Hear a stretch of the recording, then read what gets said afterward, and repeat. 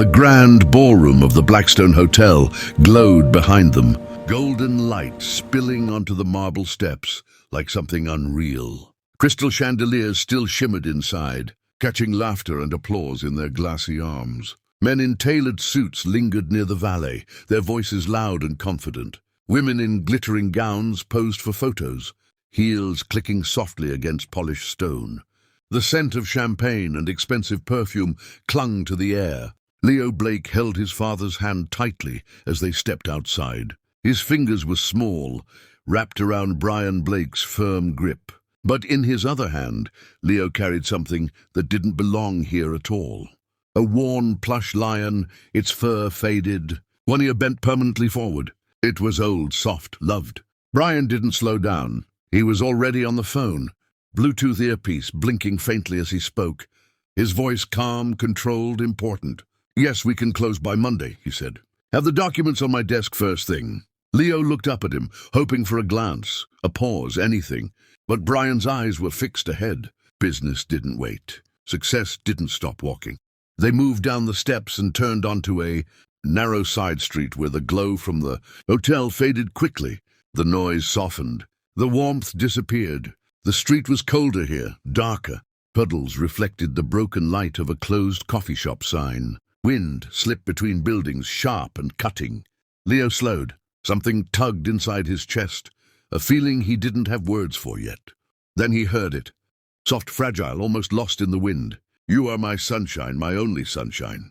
Leo stopped. Just ahead, near the shuttered front of an old storefront, a woman sat hunched beside a battered stroller. Her coat was too big, sleeves frayed and thin. Blonde hair, tied back loosely, escaped in strands around her tired face. Her hands moved carefully, gently, as if handling something precious. Leo blinked. There was no baby in the stroller, only a small old teddy bear wrapped tightly in a faded blanket. The woman shielded it from the cold with her body, rocking the stroller back and forth, whispering softly as though the bear could hear her. Brian felt Leo hesitate. He glanced sideways for half a second, just enough to see the scene, then turned his eyes away. His grip tightened. "Don't stare, Leo," he said sharply. "Keep walking." Leo resisted just a little, but allowed himself to be pulled forward.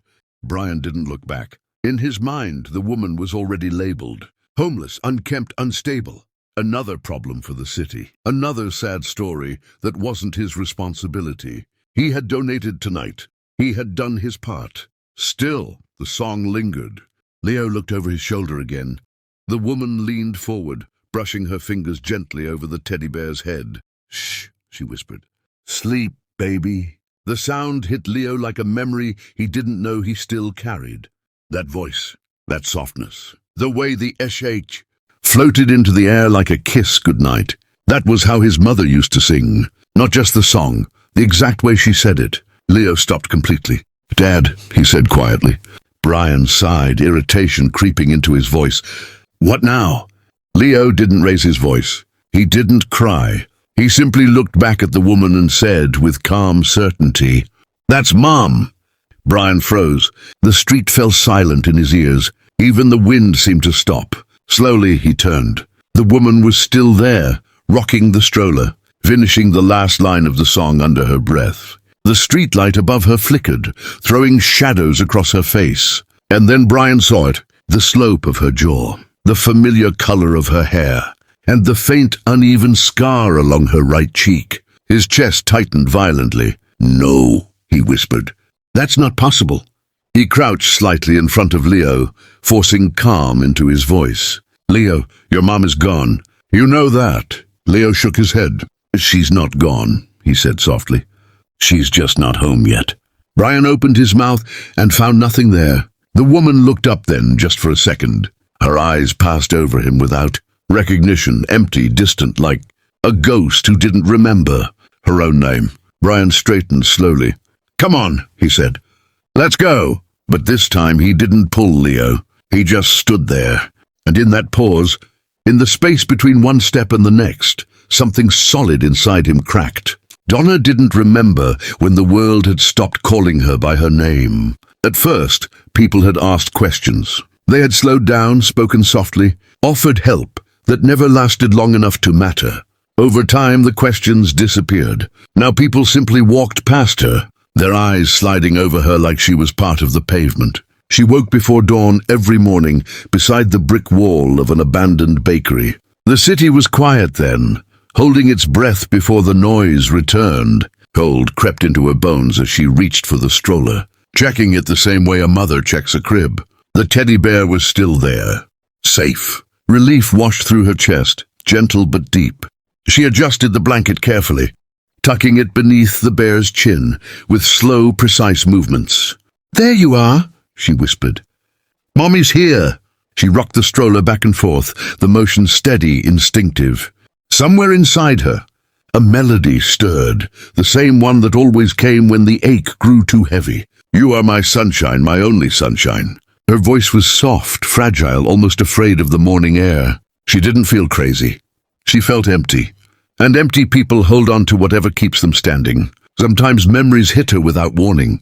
A bright kitchen filled with laughter, a child's arms wrapped tightly around her neck, the warmth of a small body pressed against her chest, then pain, metal screaming, glass shattering, a blinding flash of light, a child crying her name.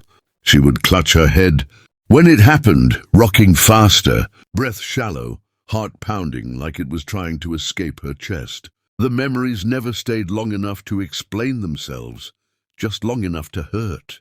"I'm here," she would whisper, though she didn't know who she was speaking to. "Mommy's here." When the pain faded, only one truth remained. She had a son. His name was Leo, and she had lost him. The scar on her cheek itched when the air turned sharp. Donna touched it without thinking, tracing the uneven line with her fingers. She didn't remember how it happened, only that it burned once, only that it came with screaming and silence after. That evening, as the street filled with footsteps and traffic, she noticed a man standing across the road. He wasn't rushing like the others. He wasn't avoiding her eyes. He just stood there, watching her as if he were afraid she might disappear. Her grip tightened on the stroller. Men weren't always kind.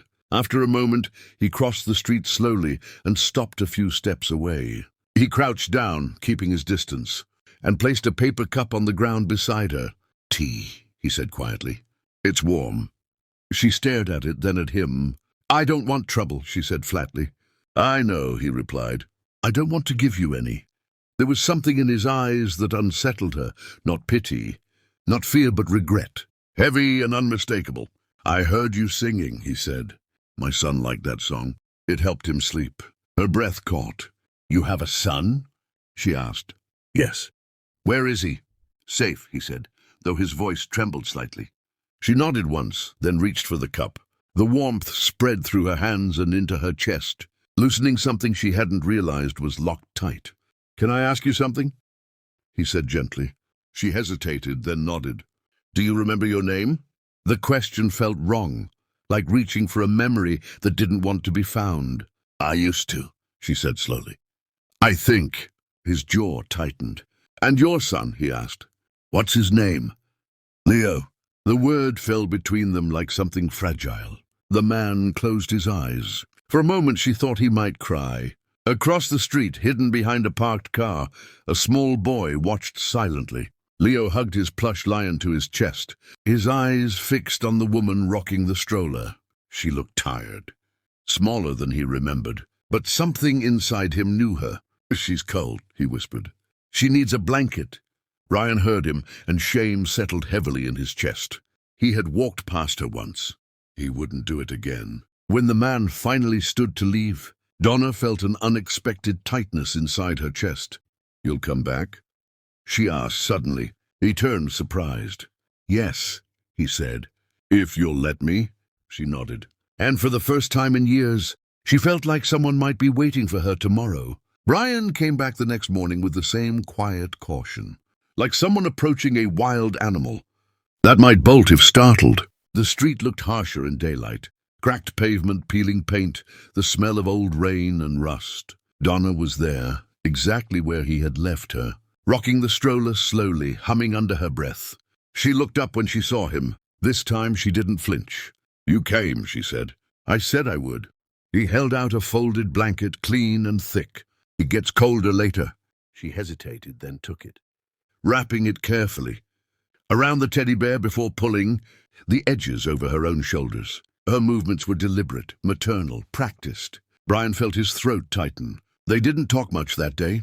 They didn't need to. He sat on the curb a few feet away while she drank tea and sang softly. Sometimes she glanced at him, like she was trying to place him inside a memory that wouldn't fully open. On the third day, he brought food. On the fifth, he brought a bag with clean clothes. On the seventh, he asked her if she would come somewhere warm. "I don't like places with doors," she said quietly. "I know," he replied. "This one won't lock." She studied his face for a long moment, then nodded. The apartment was small and simple, nothing like the world Brian usually lived in. Neutral colors, soft light, no sharp edges. Donna stepped inside slowly, as if the floor might disappear beneath her feet. She didn't sit right away. She walked from room to room, touching things gently, grounding herself. "This is safe," she said, more statement than question. "Yes," Brian answered, "and you can leave whenever you want." That night, she slept for almost 12 hours. Leo waited on the couch, legs tucked beneath him, clutching his plush lion so tightly his fingers hurt. He had been told she was tired. He had been told to wait. Waiting felt impossible. When she finally came out of the bedroom, her hair brushed and her face washed, he felt his chest ache. She looked different, cleaner, brighter, but the sadness was still there, sitting quietly behind her eyes. She noticed him then. For a second, nothing happened.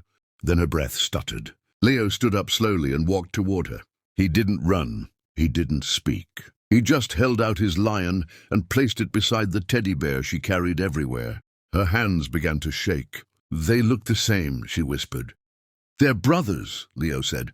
Something cracked open in her chest. A sob escaped her before she could stop it. Leo stepped closer, small arms wrapping around her waist. She froze, stunned by the weight of him, the warmth, the reality. Then instinct took over. She pulled him into her arms and held him like she had never stopped. Her whole body shook as she buried her face in his hair. The scent of him hit her all at once, and memories came flooding back. Bedtime stories, scraped knees, sleepy kisses. "My baby," she cried. "My Leo." Brian watched from the doorway, tears streaming freely now. He didn't try to hide them. He didn't deserve to.